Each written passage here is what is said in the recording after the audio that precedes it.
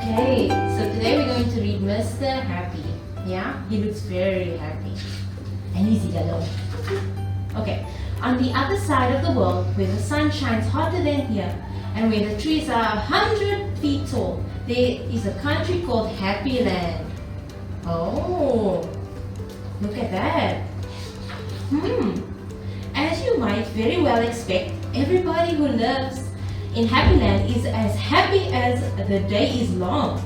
Wherever you go, you see smiling faces all around. It's such a happy place that even the flowers seem to smile in Happy Land. Look at them. Look at the smile. The flowers is even smiling. And as well as all the people being happy, all the animals in Happy Land are happy too. If you've never seen a mouse smile, or a cat, or a dog, or even a worm, go to Happy Land. Even the worm is smiling. Even he's smiling. Oh my goodness. This is a story about somebody who lived there who happened to be called Mr. Happy. Mr. Happy was fat and round and happy. Look how round he is. Yeah? The way he's walking. He lived in a small cottage beside the lake and the foot of the mountain and close to a wood in Happy Land. He lives in a pretty house. Look at his house. So pretty. He even has a river by him. Oh, a lake. One day, while Mr. Happy was walking through the tall trees in those woods near his home, he came across somebody which was really rather extraordinary. See, he's walking in the woods. Oh, I wonder who's he gonna meet? There was a trunk in one of the very tall trees was a door. Not a very large door, but nevertheless a door. Certainly a door. A small, narrow, yellow door. Definitely a door. I wonder who lives there, thought Mr. Happy to himself. And he turned the handle of a small, narrow, yellow door. The door wasn't locked, and it swung open quite easily. Oh no, I wonder who's he gonna meet inside. Oh, you sure? It's a ghost. Maybe.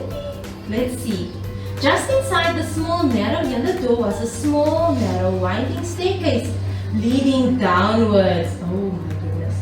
Mr. Happy squeezed his rather large body through the rather thin door and began to walk down the stairs. The stairs went round and round and down and down and round and down and round.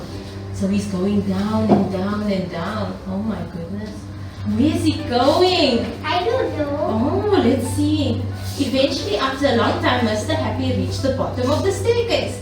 He looked around and saw there was there in front of him another small, narrow door. But this one was red. Oh, see? Let's see who's inside. Mr. Happy knocked on the door. Who's there? Said a voice. A sad, squeaky sort of voice. Who's there? Mr. Happy pushed open the red door slowly, and there, sitting on a stool, was somebody who looked exactly like Mr. Happy, except he didn't look happy at all. In fact, he looked downright miserable. Oh, he's so sad. Oh, shit. Hello, said Mr. Happy. I'm Mr. Happy. Oh, are you indeed? Sniffed this person who looked like Mr. Happy but wasn't. Well, my name is Mr. Miserable. And I'm the most miserable person in the world. Why are you so miserable? Asked Mr. Happy. Because I am, replied Mr. Miserable. See, he's so sad. Oh no. What happened to Mr. Happy? How would you like to be happy? Like me? Asked Mr. Happy. I'd give anything to be happy, said Mr. Miserable. But I am so miserable. I don't think I could ever be happy, he added miserably. Mr. Happy made up his mind quickly. Follow me, he said. Where to? Asked Mr. Miserable. Don't argue with me, said Mr. Happy, and he went outside through the small, narrow red door. See, so he's taking him. So Mr. Happy is taking Mr. Miserable outside. Let's see what And happens. Mr. Happy. Yeah. Is like this? Yes, he's walking. Now he's sad. Mr. Miserable hesitated. He was like, I don't know if I want to go, but I'll go anyway. Up and up they went up the stairs.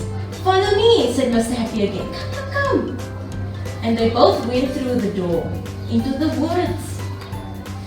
Mr. Miserable stayed in the Happy cottage, Mr. Happy's cottage, for quite some time. And during that time, the most remarkable thing happened. Because he was living in Happy Land, Mr. Miserable ever so slowly stopped being miserable and started to be happy. His mouth stopped turning down at the corners. So Mr. Miserable started being, he almost got happy. Let's see if he becomes happy, yeah? And ever so slowly, it started turning up at the corners. He's starting to smile. He's starting to smile, right? Oh my goodness! And eventually, Mr. Miserable did something that helped. He'd never done in his whole life. He smiled! Look at him! He finally smiled! And then he chuckled, which turned into a giggle, which became a laugh, and a big booming, hearty, huge, giant laugh, large, enormous laugh. Oh my goodness! He was like, he was laughing, and Mr. Happy was so surprised that he started to laugh as well. And both of them laughed and laughed and laughed. They laughed until their sides hurt and their eyes watered. So they laughed so much that they were crying.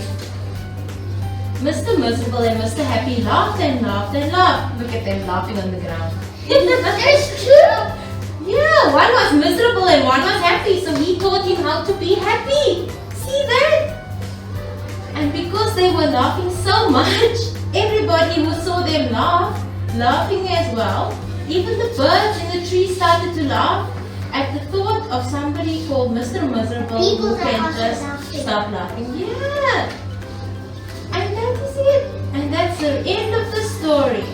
So, except to say that if you ever feel miserable as Mr. Miserable used to, you know exactly what to do. Okay? Just turn your mouth up at the corners and go on. Okay? So whenever you feel miserable, turn the frown upside down. Yes?